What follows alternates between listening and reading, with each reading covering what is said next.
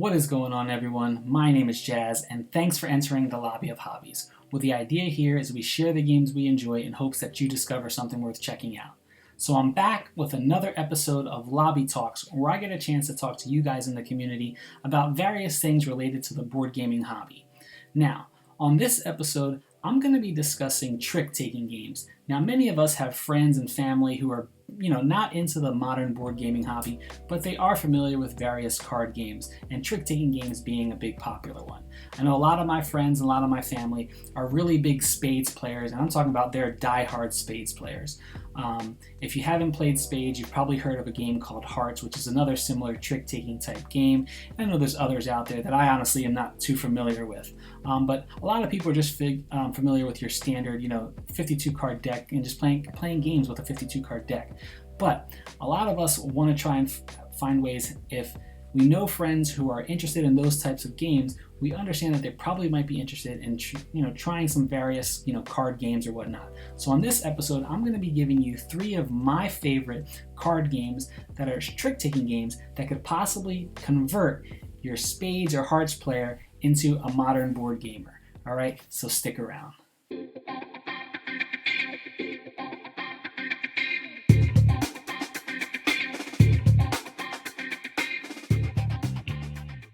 All right, so let's jump right into my list with my number 3, and we were talking about teaching Spades and Hearts players modern board games. So what better way than to teach them something a little bit they're probably used to and teach them Diamonds, all right? Now, Diamonds is a game published by Stronghold Games and designed by Mike Fitzgerald. Now, this is the first edition copy that I have. The second edition comes with a Thief expansion, which just changes the club action, and I'll explain that shortly. But I do have a separate expansion that adds the Thief expansion to my edition, so that's why I'm going to be explaining the second edition, which is definitely the edition to get. So, in Diamonds, players are going to be trying to acquire these crystals. Now, the crystals are trying to get into their vaults. So if players are able to get crystals into their vault, it's going to be worth 2 points at the end of the game, as opposed to if they're in front of their vault or their showroom, it's going to only be worth 1 point at the end of the game. So we'll put a general supply of these tokens out in front, and players are going to be dealt a hand of 10 cards in a round. These are going to be numbered 1 through 15, and they're going to be your standard 4 suits that are in your standard deck of cards, your diamonds, hearts, clubs, and your spades. Now, players will lead hand by playing a card out, trying to win a trick. So if players will lead with diamonds, everybody has to follow suits, and if they don't have that suit, they can play something off suit. Now, whoever wins the trick for that suit does what they call a suit action, and players will receive a player aid that will let them know what each suit action does. So for example, if they win a diamond trick, the diamond action will allow a player to grab one of those diamonds from the center of the table and place it into their vault. If they do and win a heart trick, they'll be able to take a diamond from the center and put it in front of their vault or into their showroom. Now, if they do a spade and win a spade action, players will be able to take a diamond from in front of their vault and place it into their vault. And with the club action in the second edition, we use a thief token. Now, a thief token will be in front of a random player. Now, how it will work is when someone wins the club action, they will get to steal a diamond or a gem from in front of that person who has the thief token in front of their showroom and place it in front of their own showroom. So after that is done, that thief token will move around the table to the next person in line, and every time that club action is taken, again, you'll be stealing only from the person who has that thief token in front of them, and that thief token will work its way around the table. At the end of the round, players will look at who won the most tricks of every suit, and whoever won the most tricks of a diamond suit will get to do another diamond action, and so on and so forth for the 4 different suits. If a player did not win any tricks, they will get to do 2 diamond actions at the end of the round, allowing them to take 2 gems from the center of the table and placing it into their showroom. The player with the most points at the end of a set number of rounds will be the winner, and that's going to be determined, again, 2 points for diamonds inside the vault and 1 point for diamonds out in front of the vault. And that's how Diamonds is played. I think it's a really, really fun game, really neat introductory to modern board gaming, because it just takes trick taking and adds a board game type element to the game. So definitely check out Diamonds from Stronghold Games. On to my number 2, which is a board game or a card game that has been getting a lot of buzz in my household lately, and that's a cooperative trick-taking game called The Crew, which is published by Cosmos Games and designed by Thomas Singh.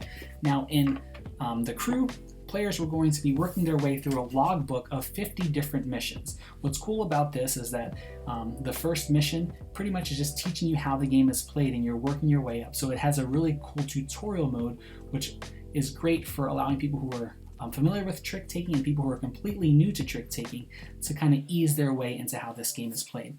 But every round, when you start off a mission, there will be someone who is going to be determined who's the captain, which is going to be determined on that. The person who has the trump card, the trump suit in this is the rockets, which there's only 4 rocket cards, numbers 1, 2, 3, and 4. So whoever has the number 4 at the beginning of the mission will get the captain, and they were determined.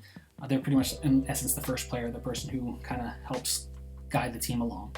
So you have 2 different types of decks. You have a large standard deck that players are going to be dealt cards from, and then you have this mission deck where players are going to be revealing these numbered cards, and these will determine, these will be given to certain people, and this would mean that one specific person who has this number 5 yellow in front of them, they are the person that has to win the yellow 5, the trick that includes the yellow 5. So every round there will be a set number of these cards out in front of players, and that specific player has to win that specific trick containing that card, which adds this pretty neat element of strategy on how you're going to work together to get that certain player to win that specific trick. And you cannot communicate verbally. The only way to communicate is with these communication tokens. And how these communication tokens work are before a trick is played, you can play a card out in front of you and place the communication token on this card. If you place it on the top of the card, you're letting your teammates know that this number 2 of yellow is the highest yellow card that I have in my hand. If I place it at the bottom, this is letting me know, my teammates know, that this is the lowest yellow card that's in my hand. And if I place it in the center, it lets my teammates know that this is the only yellow card in my hand. So it adds this pretty cool element on how you communicate. But what's pretty neat is that there are some missions that are harder than others, which it won't allow you to communicate, or sometimes it'll say that you can only communicate after the 3rd trick is played or won. There's also some parts of this game where it will tell you you have to win one specific trick before you win the next trick, and before you win the next trick. So there is that element of strategy on how the tricks are also won, not only who wins the tricks, but how the order that those tricks are won. So that is The Crew, The Quest for Planet 9, and I'm really excited because I've heard that they're going to be announcing a new version of The Crew, which I think they're taking the setting to underwater, which is going to be pretty cool. So check out The Crew, The Quest for Planet 9, especially if you're into cooperative games and you want to try and teach your friend who is into trick-taking games the cooperative aspect of modern board gaming. Now on to my number 1, which I would like to dub Spades 2.0. It's my favorite trick-taking game. It's probably my favorite card game, and that is Skull King by Grandpa Beck's Games. Now, Skull King is a really neat game that has this bidding element that players who are familiar with spades know, and sometimes my friends who love spades love the fact of that bidding for the amount of suits or the amount of tricks that they're going to win every round.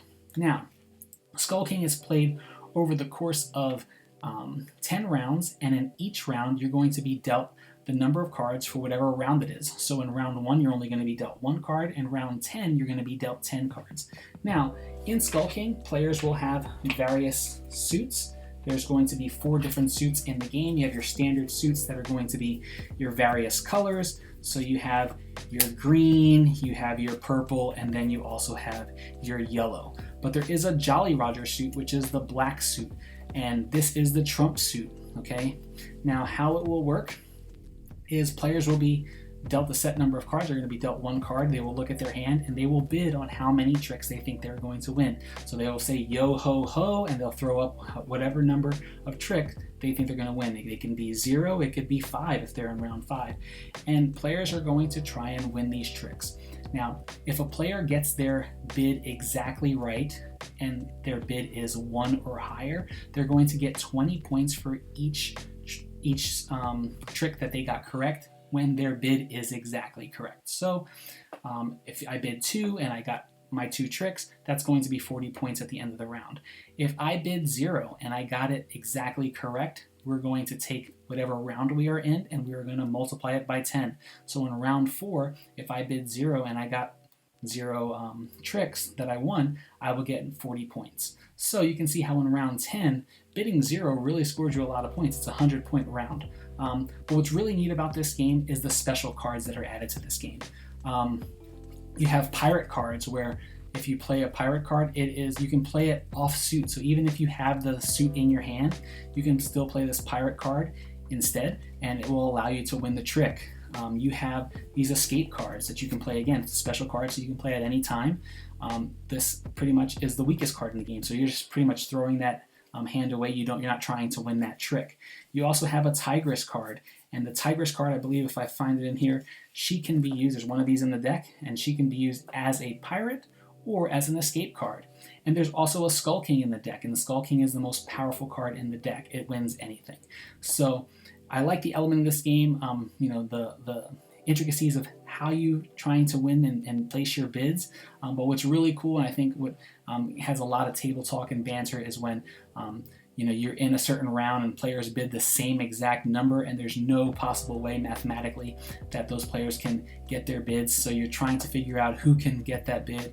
But there's also sometimes this way of throwing cards in certain ways to get that person to win more tricks, so that you can get them to score negative points. Because if you don't, which is part of the scoring, if you don't get your bid exactly correct, you look at the difference of what your bid is opposed to what you actually got. So if you bid 4 and you only got 2, you're going to get -10 for every number that you are off. So you would get -20 in that round if you bid 4 but only won 2 tricks. Or let's say you were in round 6 and you bid 4 but you won all 6 tricks in round 4, you would get -20 points. So really cool game.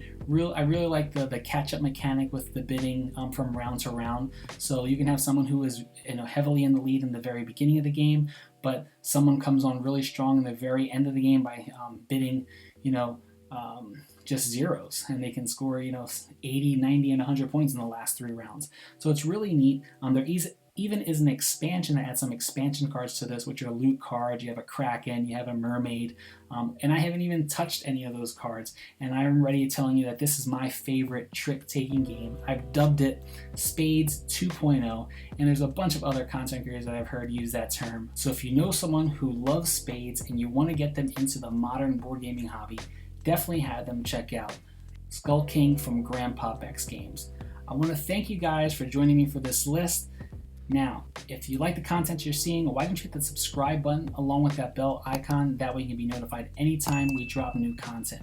But I look forward to hearing from you. What are your favorite trick-taking games? Why don't you drop them down in the comments below? I love to talk to you guys about that. I'm pretty sure there's some games that I haven't gotten to the table yet, but I would love to get a chance to try out. So why don't you hit me down in those comments below, and I'll see you guys on the next episode.